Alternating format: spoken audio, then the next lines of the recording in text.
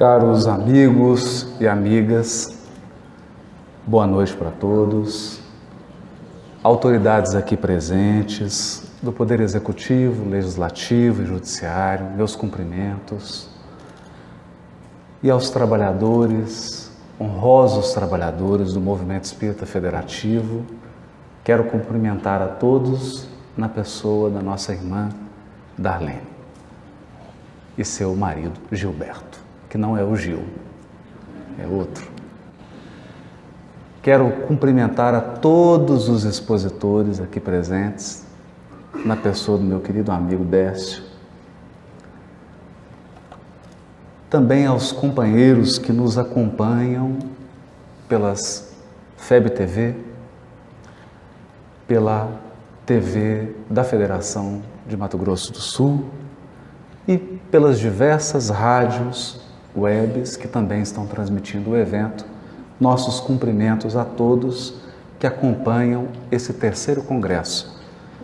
Pessoalmente, nós consideramos um congresso espírita promovido por uma federativa como um banquete espiritual. Porque é a oportunidade que os espíritos superiores que dirigem o movimento espírita daquele estado têm de nos receber, de nos intuir, de se reunirem conosco de um modo mais intenso e formal.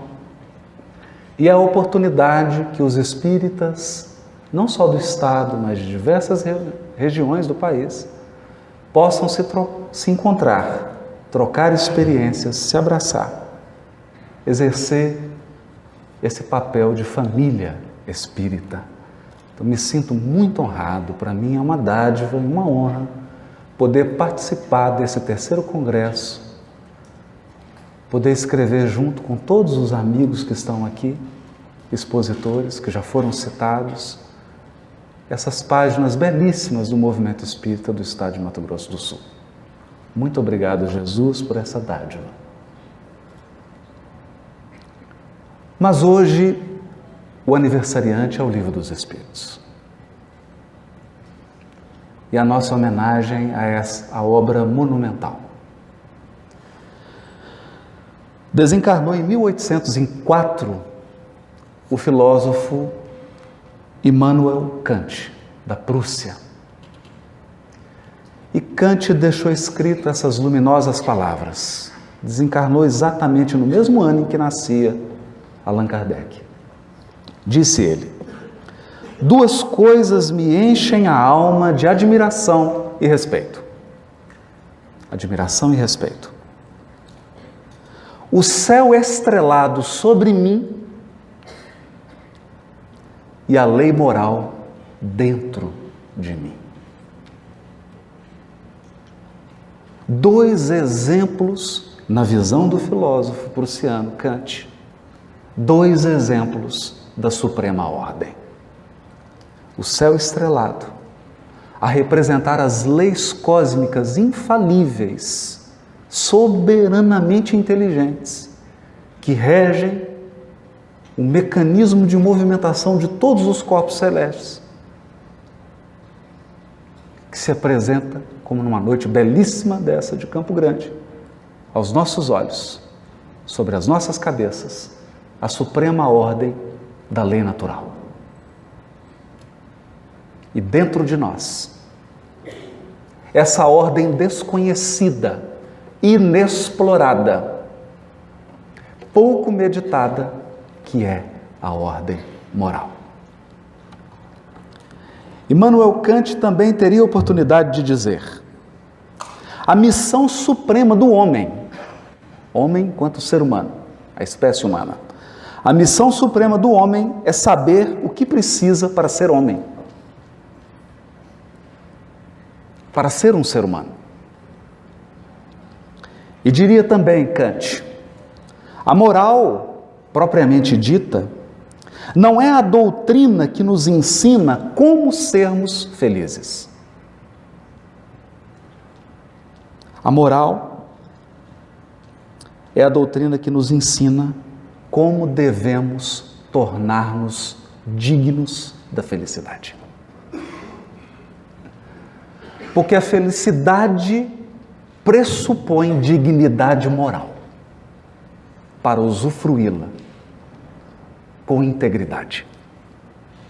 Pensando nessas páginas de Kant, nos voltamos para o nosso tema. As leis morais e o Evangelho. Há muitos anos atrás, escuto que Allan Kardec, na sua sabedoria, no seu espírito pedagógico, soube devassar o mundo invisível e sair de lá sem nenhum devaneio, sem nenhum misticismo, como bem pontuado pela Darlene, sem nenhum tropeço. Voltou do contato com os espíritos e com a realidade espiritual, voltou sóbrio, tal como entrou. Razão pela qual Francisco Cândido Xavier iria dizer: tratar-se de um dos apóstolos mais lúcidos do Cristo, Allan Kardec, dos mais lúcidos. Penetrou no indevassável, penetrou em locais em que muitos místicos se perderam, na tolice, na puerilidade e, por que não, numa confusão de palavras e de terminologias. Kardec soube penetrar e sair de lá com essa portentosa obra que é o Livro dos Espíritos, com uma didática que com certeza, seguramente, deixou muito feliz seu orientador Pestalozzi. Há muitos anos ouço dizer que o Livro dos Espíritos, nos seus 4 livros, das causas primeiras, o mundo dos espíritos, ou o mundo espírita, livro 3º, As Leis Morais, livro 4º, Esperanças e Consolações, foi posteriormente desenvolvido. Cada um desses livros de O Livro dos Espíritos se desdobrou em uma nova obra da codificação. Assim, o livro 1º, das causas primárias, teve o seu desenvolvimento no livro A Gênese. O livro 2º, do mundo espiritual, teve o seu desenvolvimento no livro dos médiuns. O livro 4º, Esperanças e Consolações, teve o seu apogeu, a sua explicação, na obra Céu e Inferno. E o livro 3º, As Leis Morais, teve o seu desenvolvimento, a sua explicação, na portentosa obra O Evangelho segundo o Espiritismo. Confiando então nessa relação, preparamos a nossa reflexão da noite. Mas, sabedores de que Kardec enumerou diversas leis morais, tivemos a ousadia aqui de agrupar essas leis morais em 3 conjuntos. 3 conjuntos. É um critério. Não estamos impondo nenhum critério. É apenas uma maneira para facilitar a nossa reflexão e a nossa reverência ao 3º livro de O Livro dos Espíritos. No primeiro grupo, então, estariam aquelas leis que dizem respeito à relação do homem com Deus.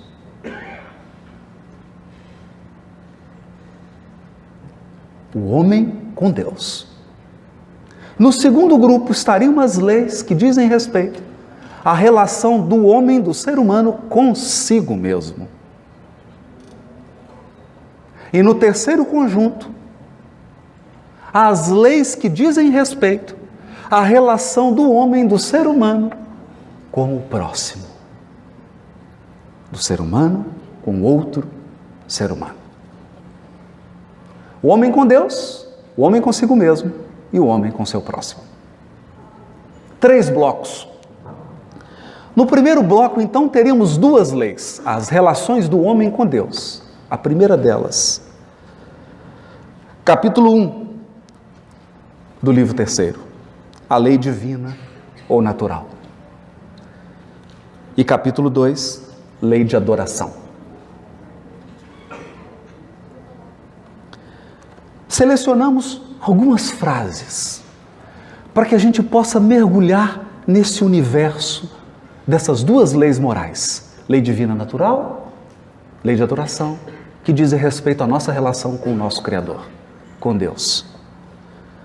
Leremos na questão 614, a lei natural é a lei de Deus.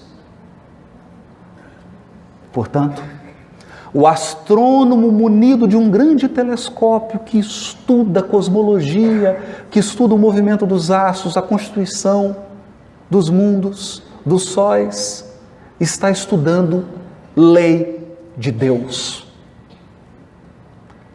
Uma revolução. Porque acreditávamos que estudávamos a lei de Deus apenas quando abríamos livros sagrados. Vem então o Livro dos Espíritos trazer uma nova perspectiva para o progresso humano. Estuda a lei divina quem olha para a natureza.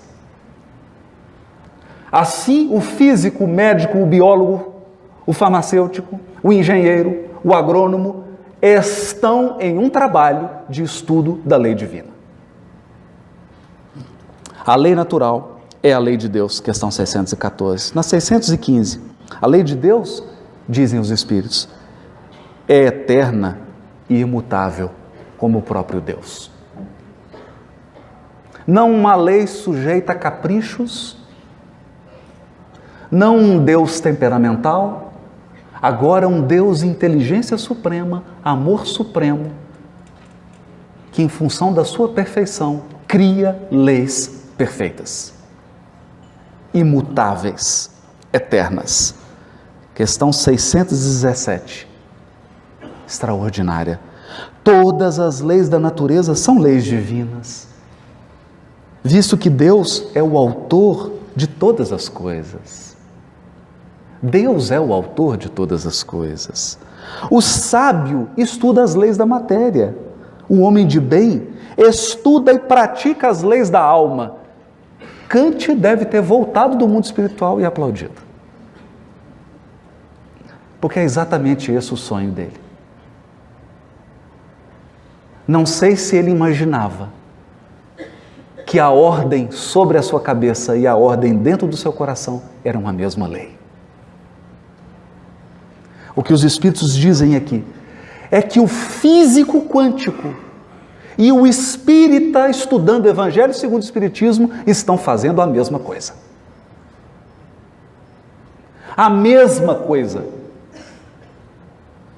Porque não existe um Deus que cria as leis da física e um Deus que cria a lei moral. O autor é o mesmo. E se eu não estiver enganado, se eu estiver, por favor, me corrija. Identifica-se um autor pelo seu estilo. Deus deixa gravado na sua obra, imutável e eterna, os seus atributos.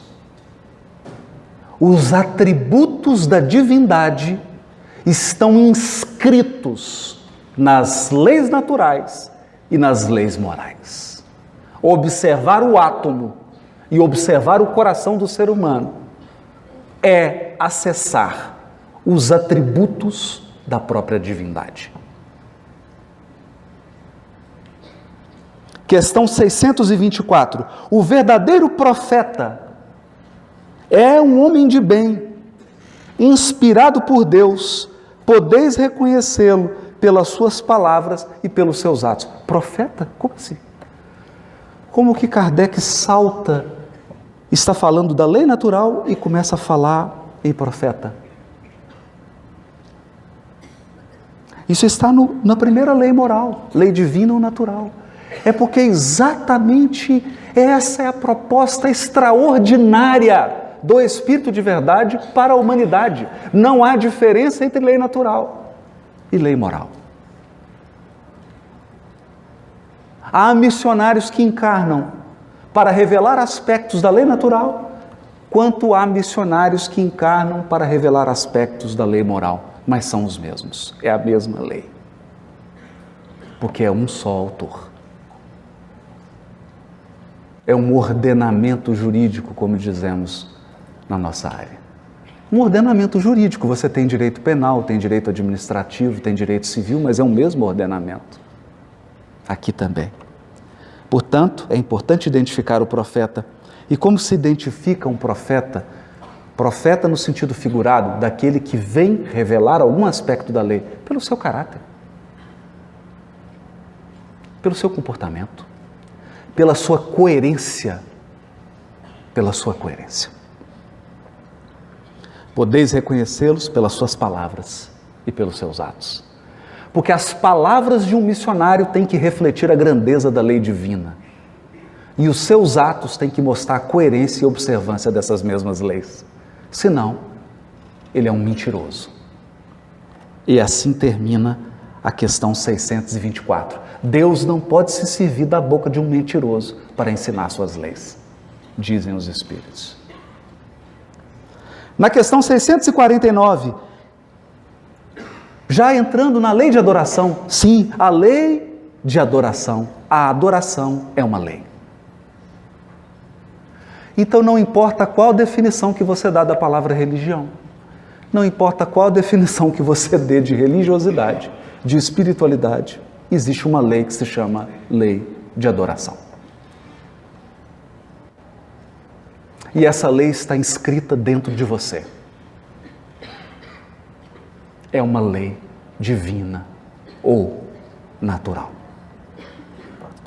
Mas, indaga Kardec, em que consiste a adoração? Num conjunto de papiros sagrados, de livros?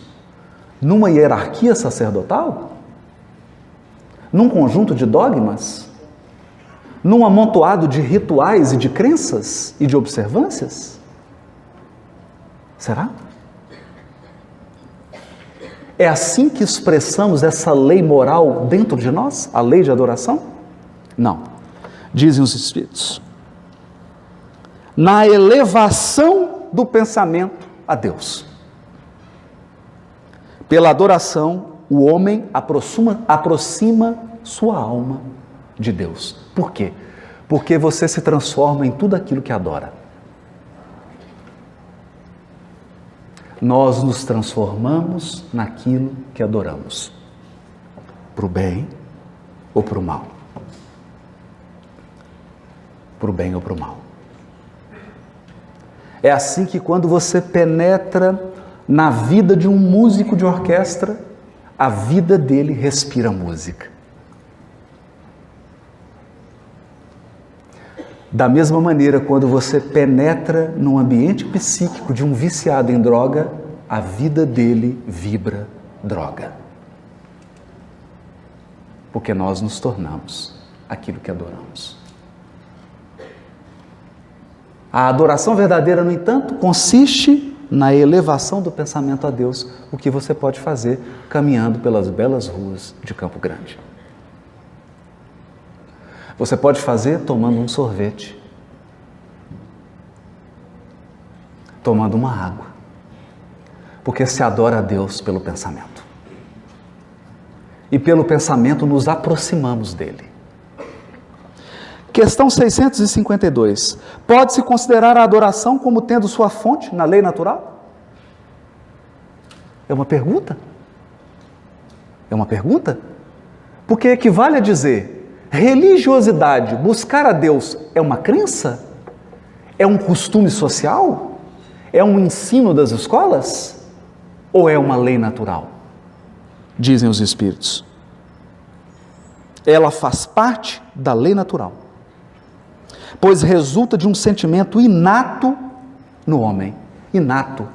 Independe de onde você nasceu, da língua que você fala, da cor da sua pele e da educação que você recebeu. É um sentimento inato. É por isso que encontramos a adoração entre todos os povos, embora de formas diferentes, porque as formas variam ao infinito. Sempre. Questão 653. A verdadeira adoração é a adoração do coração. Em todas as vossas ações, lembrai-vos sempre de que o Senhor vos observa. Deus é o grande observador. Ele é a presença imutável e eterna. Ele é a grande presença. Ele está sempre presente. Sempre. É a única testemunha que nunca sai.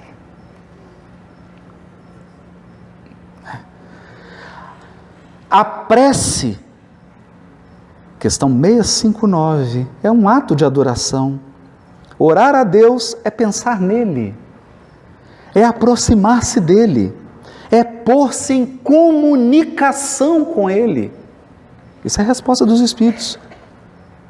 Pela prece podemos fazer 3 coisas: louvar, pedir e agradecer. Louvar, pedir e agradecer. Comunicação com Deus.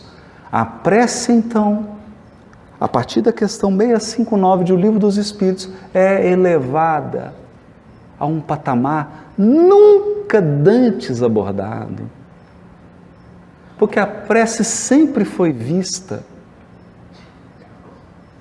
na maioria das vezes, como um trecho de uma liturgia religiosa.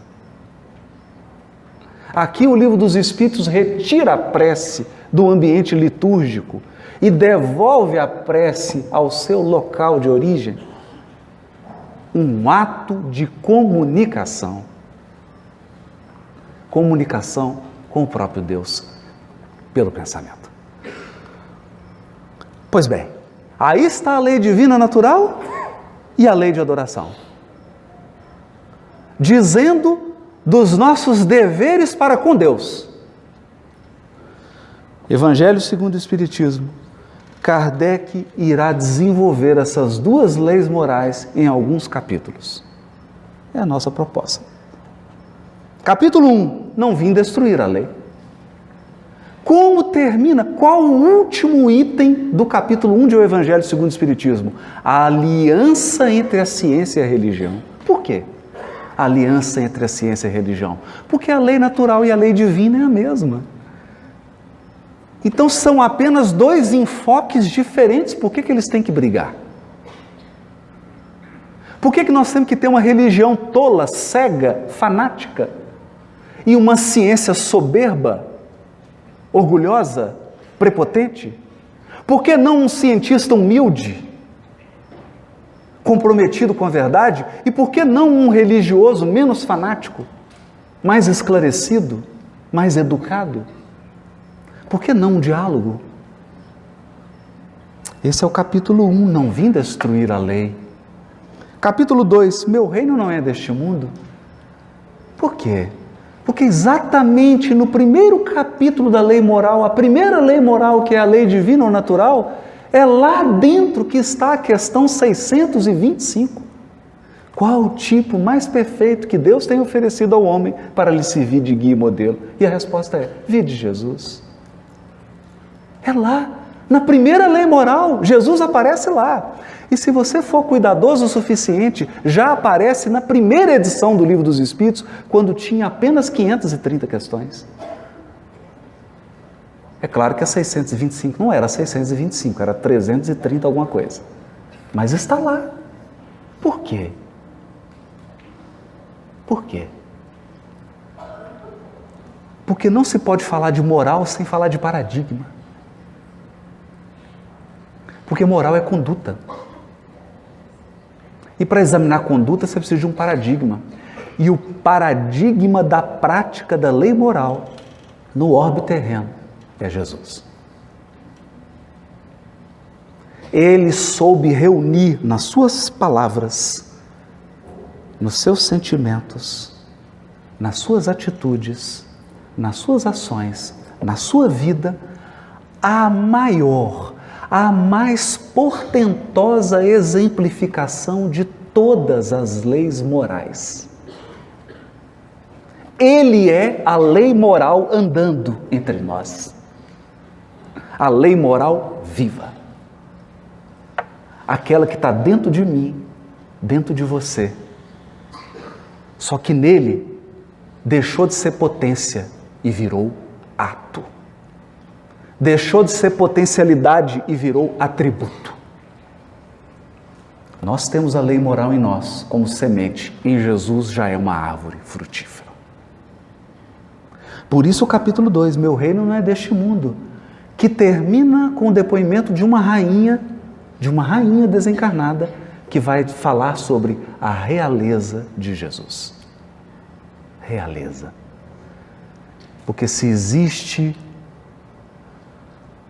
um diferencial na sociedade entre reis e plebeus, no mundo espiritual, o que nos distingue é a nossa elevação moral e intelectual. Essa é a verdadeira realeza. Capítulo 3. Há muitas moradas na casa de meu Pai? Claro. Por que esse capítulo tem a ver com a lei divina e natural, com a lei de adoração? Porque agora nós saímos do sistema tribal de adoração. O que é o sistema tribal de adoração? A minha religião está ligada à minha língua. A minha religião está ligada à minha cor da pele. A minha religião está ligada à minha cultura. As religiões do mundo são tribais. Tribais. Elas acreditam em um Deus personalizado. E um Deus, vamos usar a linguagem moderna, customizado. Então vocês já perceberam como é que existe o Jesus alemão? Tem o Jesus alemão. Tem o Jesus francês. E aí a gente muda a cor do olho, muda a cor da pele, muda o cabelo, muda os hábitos dele, para adequar a nossa tendência. E quando não ocorre o pior, nós criamos uma linha demarcatória entre aqueles que fazem parte da nossa religião tribal e aqueles que não fazem parte e que têm que ser destruídos. Nesse capítulo de O Evangelho segundo o Espiritismo, há muitas moradas na casa do meu Pai.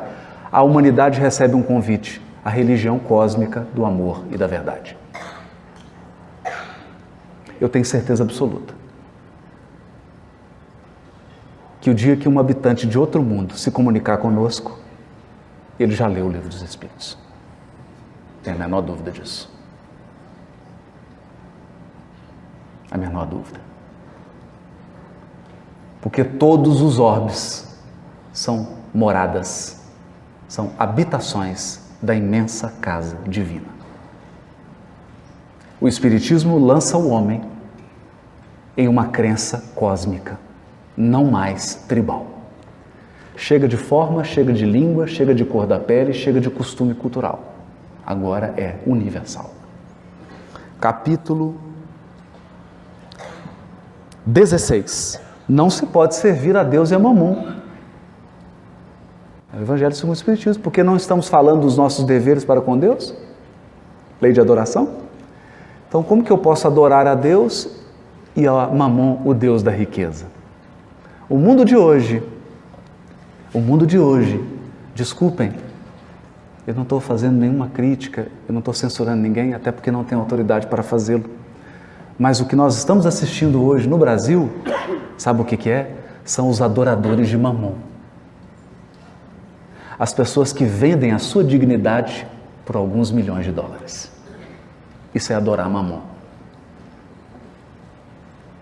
Porque nós não temos nenhum problema com dinheiro, ou melhor, não deveríamos ter, desde que o dinheiro esteja a nosso serviço. Eu não posso perder a minha dignidade para ganhar o dinheiro. Mas como nós somos uma sociedade adoradora de Mamon, não importa o seu caráter, importa a sua conta bancária.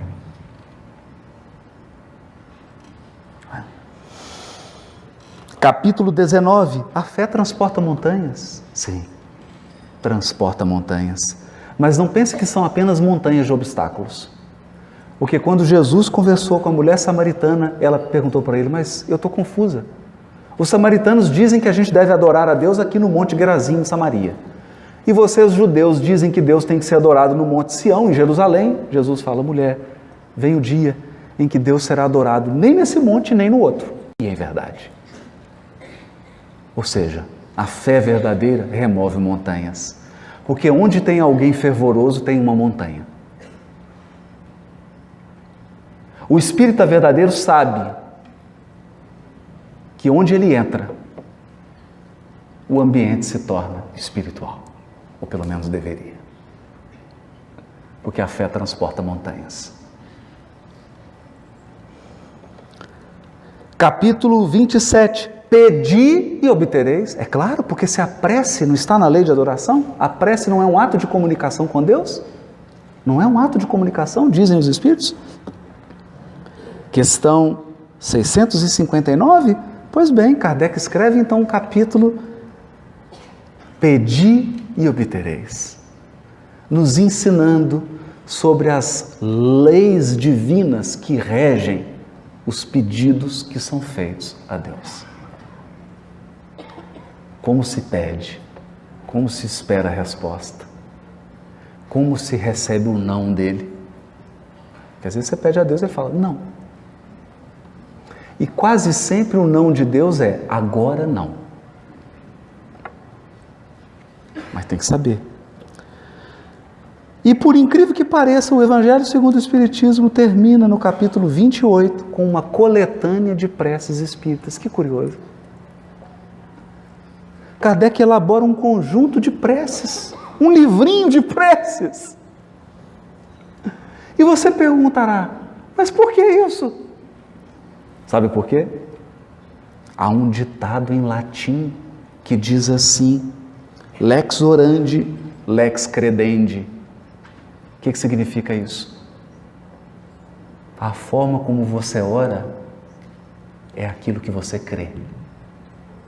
Você ora aquilo que você crê. Na oração você expressa aquilo que você pensa, seus conceitos e suas ideias. Então, leia atentamente a coletânea de preces de Kardec e nós veremos que nas preces elaboradas por Kardec há uma verdadeira aula de Espiritismo.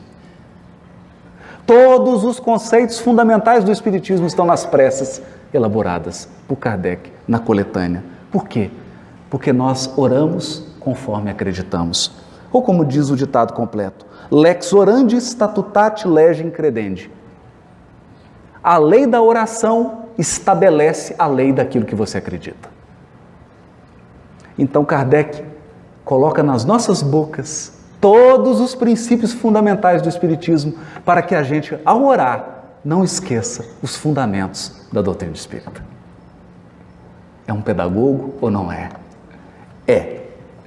É um pedagogo. E assim se encerram 1, 2, 3, 4, 5, 6, 7 capítulos de O Evangelho segundo o Espiritismo dedicados a duas leis morais, lei divina natural e lei de adoração. 7 capítulos para explicar 2, numa lógica extraordinária, resumindo as obrigações do ser humano para com Deus. Agora vamos. Obrigações do ser humano para consigo mesmo. Quais são as leis morais que expressam os nossos deveres para conosco mesmo? Primeira lei, capítulo 3 do Livro dos Espíritos, lei do trabalho. Lei do trabalho. Porque ninguém progride, ninguém evolui sem trabalho.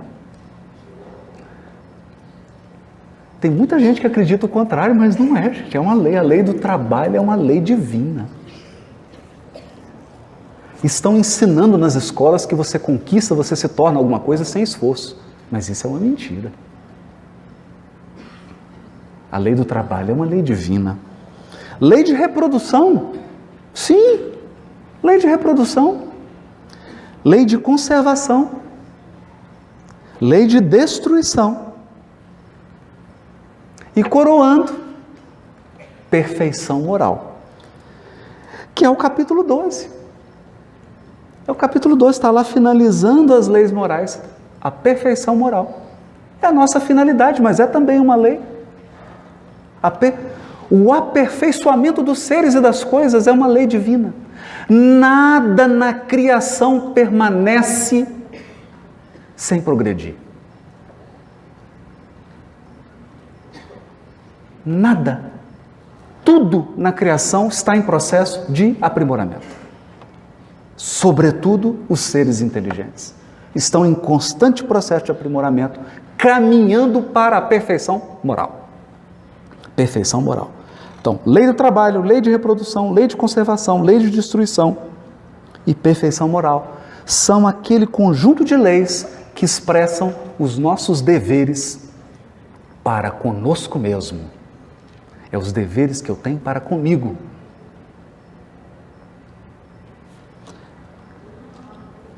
Uma degustação desse conjunto. Questão 895. À exceção dos defeitos e vícios acerca dos quais ninguém se pode equivocar, qual o sinal mais característico da imperfeição? Quando eu li essa questão, eu fiquei confuso, porque eu falei, meu Deus, se tirar os defeitos, tirar os vícios, não sobra nada, só sobra coisa boa. Não. Sobra ainda o elemento fundamental da imperfeição, dizem os Espíritos, o interesse pessoal. O interesse pessoal é a marca da imperfeição moral. Interesse pessoal. Bom, todo mundo está aí acompanhando os noticiários, então não preciso falar de interesse pessoal. Vamos passar para frente. Questão 907. O princípio das paixões será mal em si mesmo, embora esteja na natureza? Olha a pergunta inteligente do Kardec. As paixões estão aí, a gente está na natureza, porque todos os seres humanos as possuem. Então o princípio das paixões são maus em si mesmo? E os Espíritos respondem, não. A paixão está no excesso, aliado à vontade, visto que o princípio que lhe dá origem foi posto no homem para o bem e pode levá-lo a grandes coisas. O abuso que dela se faz é que causa o mal. Então, o orgulho é o excesso da autoestima. O egoísmo é o excesso do interesse pessoal. Todas as demais paixões são excessos. Na base das paixões há sentimentos e potências dignas de serem desenvolvidas. Mas elas precisam de quê? Questão 917. Serem tratadas como cavalos bravos, dizem os Espíritos, que precisam ser domados. Questão 917, os Espíritos dizem assim, de todas as imperfeições humanas, a mais difícil de extirpar é o egoísmo. Egoísmo, que é o apego excessivo da alma ao próprio bem. Apego excessivo da alma ao próprio bem. Porque resulta da influência da matéria, influência de que o homem, ainda muito próximo da sua origem, não pôde libertar-se, já que tudo concorre para mantê-la. Olha o que os Espíritos estão dizendo. Tudo contribui para desenvolver o egoísmo em nós. Sua organização social, sua educação, suas leis. Tudo. As nossas leis, a nossa organização social, a nossa educação contribuem para desenvolver o nosso egoísmo. Então os Espíritos estão denunciando que todo o nosso aparato social está voltado para desenvolver egoístas. Então por que nós estamos nos assustando com os acontecimentos? Por quê? Se a nossa sociedade é uma sociedade que forma egoístas. Toda vez que nasce uma criança, os Espíritos falam assim, mais um egoísta que vai ser formado. Mais um. Não é? Mais um.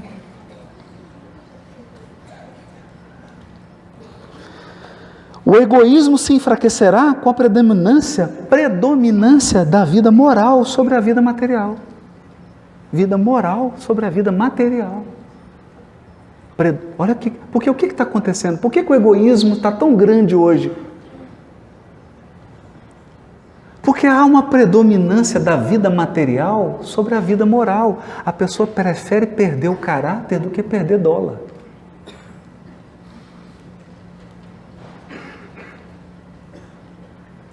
Entende? Quando eu era pequeno, meu avô dizia assim, meu filho, perca dinheiro, mas não perca seu nome. Hoje é o contrário. Hoje a mensagem silenciosa é: filhinho, perca tudo, menos dinheiro.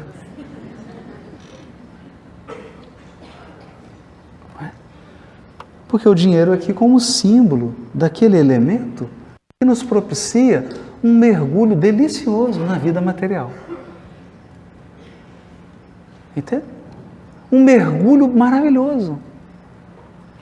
Você encarna e olha a expressão de Emmanuel, abre aspas. A gente encarna e se afoga na carne. Se afoga. Se afoga. Isso você só sai do afogamento quando desencarna. Aí toma um susto. Não é? Então tá. Sobretudo, olha só. Então o egoísmo se enfraquecerá com a compreensão que o Espiritismo vos dá sobre o vosso estado futuro real, e não desfigurado por ficções alegóricas. Então a doutrina espírita não trabalha com ficção alegórica. A gente não fica aqui, estou vendo um duende. Há uma descrição madura do mundo espiritual. Há uma descrição madura da relação do mundo espiritual com o mundo físico. Então, quem se aprofunda no estudo da doutrina, amadurece no trato com a questão espiritual. Amadurece. E esse amadurecimento leva a uma perspectiva de vida futura. Perspectiva de vida futura. Então eu alinho a minha vida atual com a vida futura. Eu alinho. Porque eu estabeleço uma cadeia de prioridade. De prioridade. Eu não coloco aquilo que é temporário, aquilo que é perecível como prioritário, porque eu sei que eu vou perder. Então esse é o papel educativo. Então Kardec pega essas leis morais, que são 5, lei do trabalho, lei de reprodução, lei de conservação, lei de destruição e perfeição moral, e as desenvolve no Evangelho segundo o Espiritismo. São as leis que dizem respeito à nossa relação, a relação do homem consigo mesmo. Quais são os capítulos? Olha que interessante. Desenvolvendo o capítulo da perfeição moral, Kardec estabelece capítulos 5, 6, 7, 8, 9 e 10 do Evangelho segundo o Espiritismo. Quais são esses capítulos? As bem-aventuranças. Bem-aventurados os aflitos, os pobres de espírito, os que têm puro coração, os mansos e pacíficos e os misericordiosos. Porque essas bem-aventuranças são exemplos de atributos da pessoa que está a caminho da perfeição moral. Então não é apenas eu vou ficar parecendo aqui torcedor de tiete, de camisa, né? Mas tem hora que dá vontade de tietar mesmo o Livro dos Espíritos. Eu vou fazer o quê? Eu não torço para nenhum time, então torço para o Livro dos Espíritos. Então aqui a gente tem que fazer uma tietagem, porque é uma consistência. Você compara que os capítulos do Evangelho segundo o Espiritismo, o capítulo do Livro dos Espíritos, é de uma consistência, é de uma solidez, é algo que a humanidade nunca teve. Todos os demais filósofos, todos os demais sistemas apresentaram propostas fragmentárias. Aqui nós temos uma apresentação robusta, consistente. Eu não estou dizendo que ela não está aberta a crescer, a progredir, não é isso, nós não somos fundamentalistas.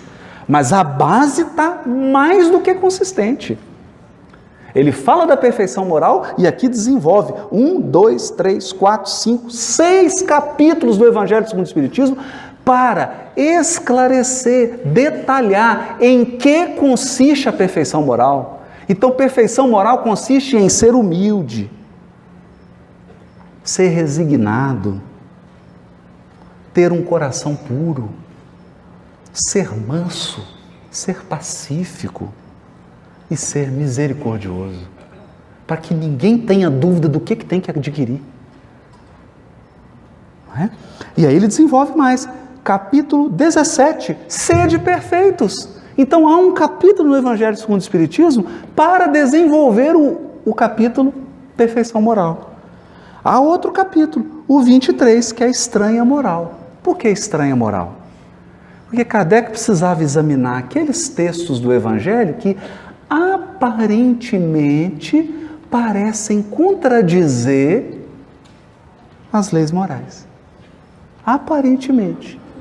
Então ele dedica um capítulo estranha moral para dizer, cuidado, não fica interpretando o Novo Testamento ao pé da letra. Presta atenção, contextualiza a mensagem de Jesus, e eu vou dar uns exemplos aqui agora. E escreve o capítulo estranha moral. E no 25, capítulo 25 do Evangelho segundo o Espiritismo, buscai e achareis, porque na verdade, a caminhada da perfeição moral é uma caminhada de busca e de encontros. Buscai e acharei. Portanto, todos esses capítulos do Evangelho segundo o Espiritismo para falarem da nossa relação conosco mesmo, do seu compromisso com a sua perfeição moral. Olha como é que está tudo junto. Olha a consistência da codificação.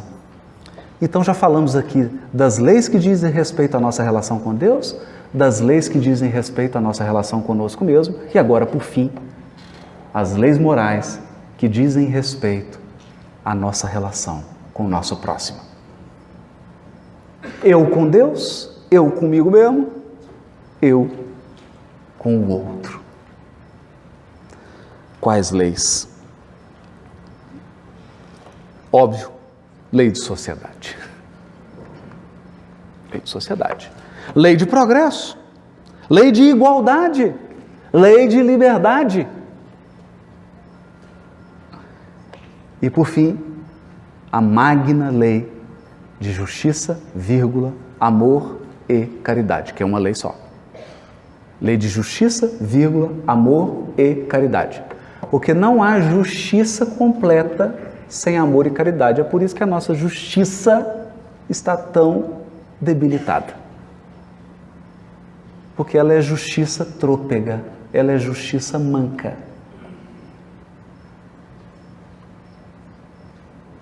Ela pune, mas ela não educa.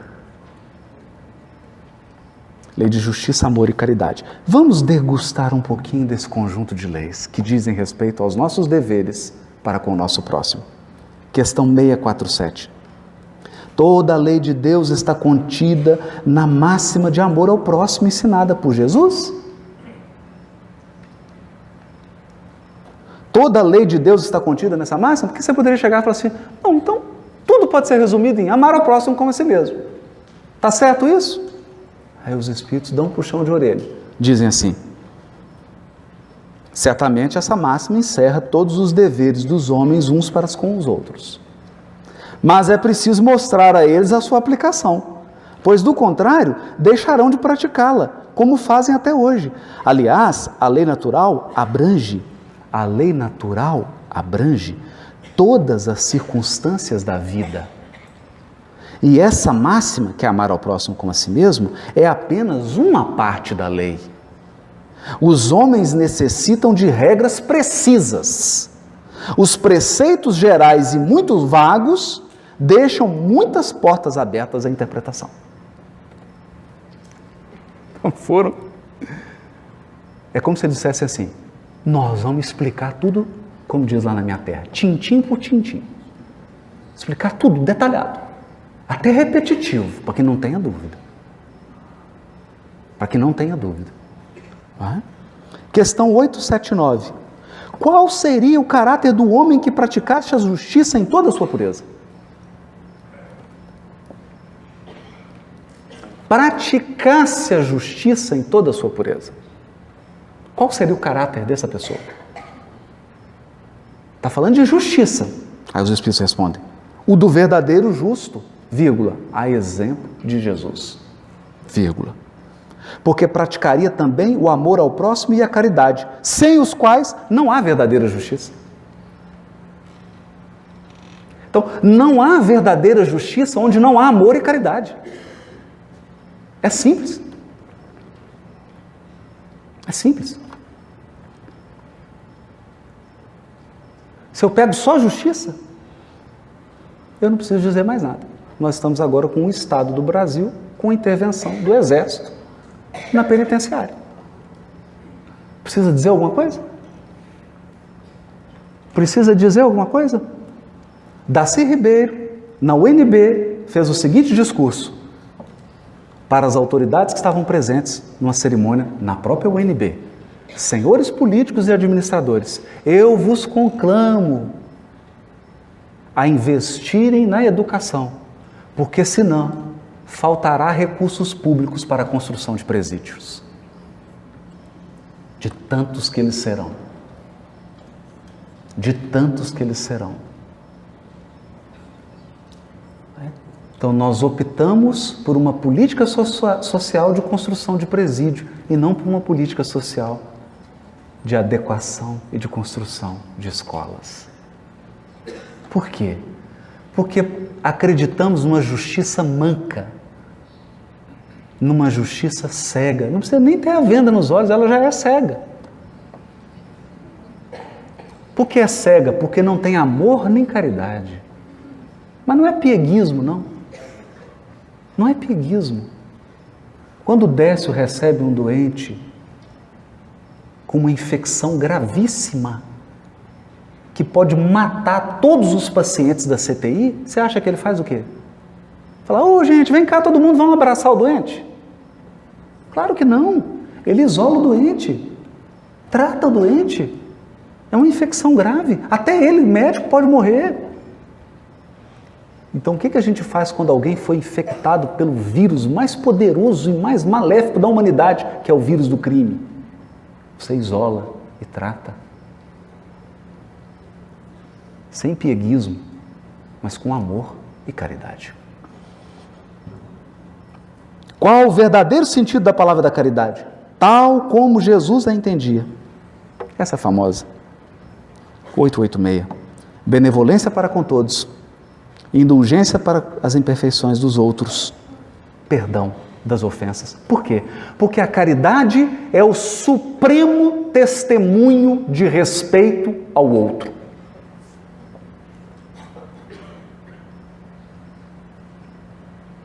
É a suprema devoção ao direito do outro.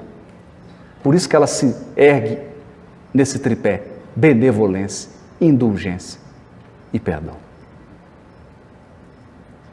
Benevolência porque se eu já aproximo do outro com má vontade e querendo destacar as sombras dele, não vai dar certo. Indulgência porque se eu não tenho paciência para com as imperfeições do meu próximo, quem terá com as minhas? E como é que se educa alguém sem paciência com os erros e com as imperfeições? E perdão, porque toda criatura imperfeita fere como um escorpião.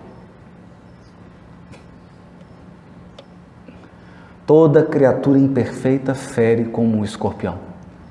Então, se você não tiver perdão, você não consegue viver a lei de sociedade. Você se isola e vai viver numa ilha deserta. Robinson Crusoe. Para que ninguém fira você. Para que ninguém te magoe. Para que ninguém te afronte. Para que ninguém te critique. Você vai viver isolado.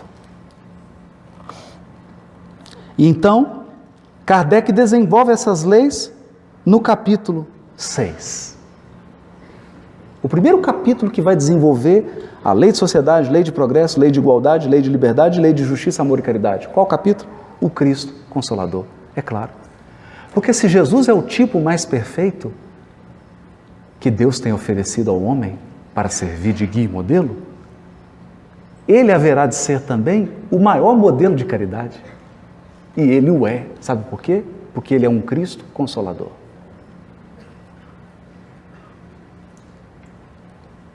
O Espiritismo nos apresenta um Jesus que não é o Jesus da cruz. Não é o Jesus da Páscoa.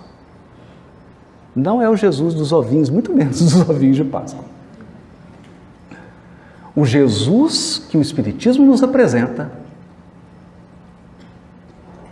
é o tipo, o modelo, o CEO da Terra. O comandante da embarcação, o presidente da companhia e o educador por excelência. Portanto, ele nos ensina a lei de justiça, amor e caridade, sendo ele mesmo o Consolador, o Cristo Consolador.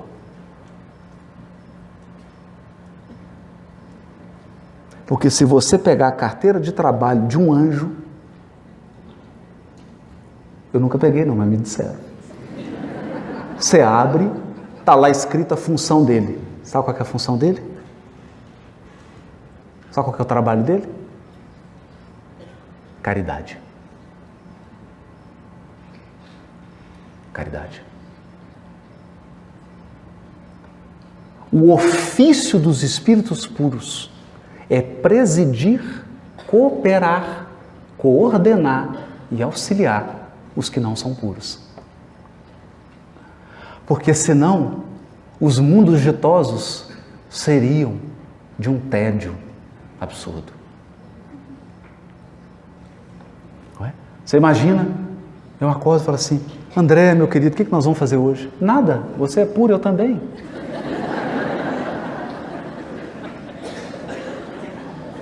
Mas não tem nenhuma imperfeição para a gente lutar? Não, nós já superamos isso, não temos mais imperfeição moral. Olha o que nós vamos fazer? Contemplar? Rapaz, estou cansado já de contemplar. Não, não tem isso. Os anjos e os espíritos puros se mobilizam num intenso trabalho de tutoria. Porque só pode ensinar quem já percorreu. Você só leva até onde você foi. Nem mais, nem menos. Você só leva até onde você foi. Então, Cristo Consolador, capítulo 11. Amar o próximo como a si mesmo. Capítulo 11 do Evangelho segundo o Espiritismo. Capítulo 12. Amai os vossos inimigos.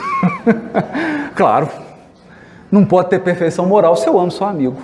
Tem que amar os inimigos. Mas na justa acepção do termo amar. Na justa acepção do termo amar, que não é amor hollywoodiano. É? Capítulo 13, não saiba a vossa mão esquerda o que dá a vossa direita. Aí tem uma série de capítulos agora do Evangelho segundo o Espiritismo que vai nos ensinar como cumprir a lei de justiça, amor e caridade. Como cumprir a lei de justiça, amor e caridade? Primeiro, sem ostentação. Não saiba a vossa mão esquerda o que dá a direita. Honrai vosso pai e vossa mãe, fora da caridade não há salvação. Muitos os chamados, poucos os escolhidos, porque nós não estamos na lei de sociedade. Esse conjunto de leis aqui não tem a lei de sociedade? Então há uma seleção natural dos habitantes da terra. Os trabalhadores da última hora, claro. Não é lei do progresso? Trabalhadores da última hora. Haverá falsos cristos e falsos profetas. E aqui eu queria me deter. Eu queria me deter num ponto.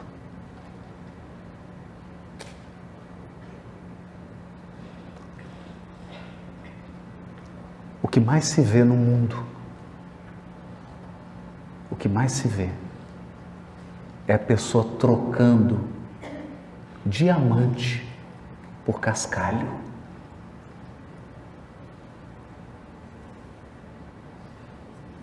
Tem contato com essa obra portentosa que é o Livro dos Espíritos? Tem contato com essa obra portentosa que é o Evangelho segundo o Espiritismo, que desenvolve as leis morais? E troca essa pepita de diamante por doutrinas espiritualistas que são, na melhor das hipóteses, pueris. De tão incompletas,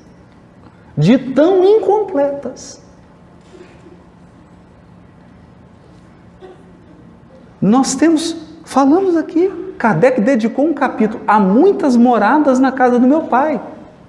Então já deixou definido, todos os orbes do universo são habitados.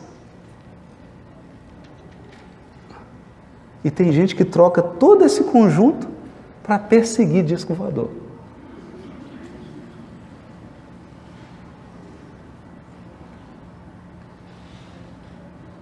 Se apega a um detalhe e transforma aquilo numa coisa. Quando ele tem um conjunto. Então era preciso advertir, haverá falsos cristos e falsos profetas. E hoje eu posso dizer com a maior convicção, sabe qual que é a característica do falso Cristo, do falso profeta? É que ele te faz acreditar que a parte é o todo. Ele te faz acreditar que a parte é o todo. Então dizem que certa vez o diabo resolveu passear pelo Mato Grosso do Sul. O diabo mesmo, Satanás. E o Satanás passeava por Campo Grande com um ajudante e um saco nas costas. Então ele foi caminhando pela Afonso Pena e ia jogando uma mentira. Mas o discípulo, que era um aprendiz de diabo, ficava numa felicidade. Né? Porque sempre tinha um desatento que pegava mentira, mas era pouco. Porque o pessoal aqui de Campo Grande é bem inteligente. Falava assim, mas tinha um mais desavisado, estava mais distraído, pegava uma mentira. De repente, ele chega num ponto e tinha uma aglomeração enorme de pessoas, o olho do diabo brilha. E ele então tira do saco uma meia verdade e joga. Meu Deus, foi igual noiva jogando buquê. Mas houve uma aglomeração de gente para pegar a meia verdade e o discípulo falou assim, mas diabo, você está jogando uma meia verdade? Ele falou assim, meu filho, é pior do que uma mentira. Por que é pior que uma mentira? Porque você se apega à parte verdadeira e engole a parte falsa.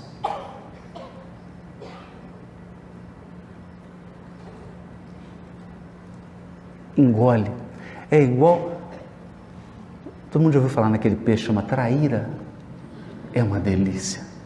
Ô peixe gostoso. Mas vai ter espinho assim, meu Deus do céu. Então você dá aquela bocada, aquela carne suculenta, na hora que você repara, tem um espinho no meio da sua garganta. É a meia verdade. A meia verdade. Todos os misticismos são um misto de verdade e mentira. Te dão um pedacinho de verdade para você engolir um caminhão de mentira. Capítulo 22. Não separeis o que Deus uniu. Porque aqui está falando, olha, lei de sociedade, lei de progresso, lei de igualdade, de liberdade. Então, diz respeito a uma responsabilidade que eu tenho com o outro. Sobretudo na relação afetiva. Capítulo 24. Não ponhais a candeia debaixo do alqueire. Porque todos nós somos trabalhadores do progresso e herdeiros do progresso. Ninguém tem o direito de amealhar luzes e guardar para si só. Todos temos o dever de espalhar as luzes que nós recolhemos. E termina com dai de graça o que de graça recebestes. Mostrando que a prática da lei de justiça, amor e caridade tem que ser uma prática desinteressada. Por quê? Porque a maior marca da imperfeição moral é o interesse pessoal. Se eu misturo o interesse pessoal com a prática da caridade, aí fica uma coisa esquisita, estranha. E assim encerra-se o Evangelho segundo o Espiritismo, que explicou item a item todas as leis morais. E nós encerramos repetindo com Kant: duas coisas nos enchem de admiração e respeito: o céu estrelado sobre nós, com a sua ordem, a lei natural, as leis da física, da química, da biologia, da cosmologia, todas as leis naturais. E a lei moral dentro de nós. Enquanto espíritos milenares, nós podemos fugir dessas leis. Podemos fugir e fazer de tudo, mas elas estão dentro de nós. E chega uma hora que elas se impõem, porque fazem parte da nossa natureza. Deixar de cumprir essas leis morais é deixar de ser nós mesmos. É abdicar da nossa própria essência. Então, meus amigos, quando nós falamos de Jesus, quando Kardec aponta para o aspecto religioso e aponta Jesus, eu sei que aqui, muitos de nós, espíritos que já tiveram 10, 12 encarnações no catolicismo, estão cheios de hábitos. Alguns aqui tiveram 2, 3, 4 encarnações no protestantismo. Outros aqui, dezenas de encarnações no judaísmo, na religião muçulmana. Então é natural que a gente estranhe isso aqui tudo. E é natural que a gente encontre, mesmo no movimento espírita, umas abordagens um pouco exóticas de Jesus. Mas aqui nós temos que reconhecer, para fechar, lei moral e o Evangelho. Ao traduzir o Novo Testamento, eu aprendi algo que mudou a minha perspectiva. No 2º capítulo do Evangelho de Lucas, Lucas diz assim: o Evangelho de Deus. E eu sempre aprendi, porque nasci numa família, fui catequizado, fiz crisma, né? Mês depois de eu fazer crisma, recebi o livro Nosso Lar, me tornei espírita, logo que acabei de ler o livro. Por desespero da minha mãe, né? Então eu acreditava que o Evangelho é de Jesus. Eu tinha essa ideia. E pior, eu confundia Evangelho com os livros do Evangelho. Então eu achava que Evangelho é Mateus, Marcos, Lucas, João, Evangelho apócrifo. Percebe?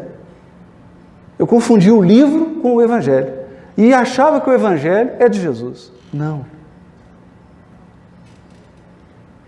O Evangelho é de Deus. E Deus não tem mão. Não tem boca. Não se assustem com isso. Nem dente, nem nada. Deus é incorpóreo, questão 3 do Livro dos Espíritos. Incorpóreo, ele não tem mão, então ele não escreve. Deus não escreve nada.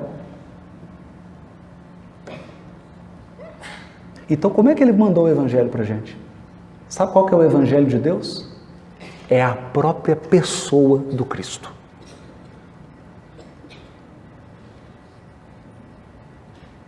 Por quê? Porque ele é o Espírito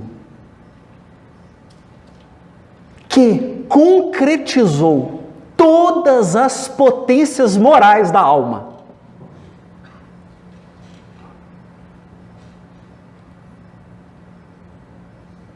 Concretizou. A figura dele é a síntese da lei moral. Por isso, para nós, ele é guia. Por que guia? Porque ele já completou o percurso que nós estamos iniciando, que é o percurso da perfeição moral. Ele já completou. E eu não sei você, eu prefiro um guia que saiba o caminho. Mas é uma preferência pessoal. Já passei muito aperto, principalmente em Natal, terra do André. Já passei muito aperto. Eu prefiro um guia que saiba o caminho. Segundo, ele é modelo. Modelo por quê? Porque ele é o nosso futuro.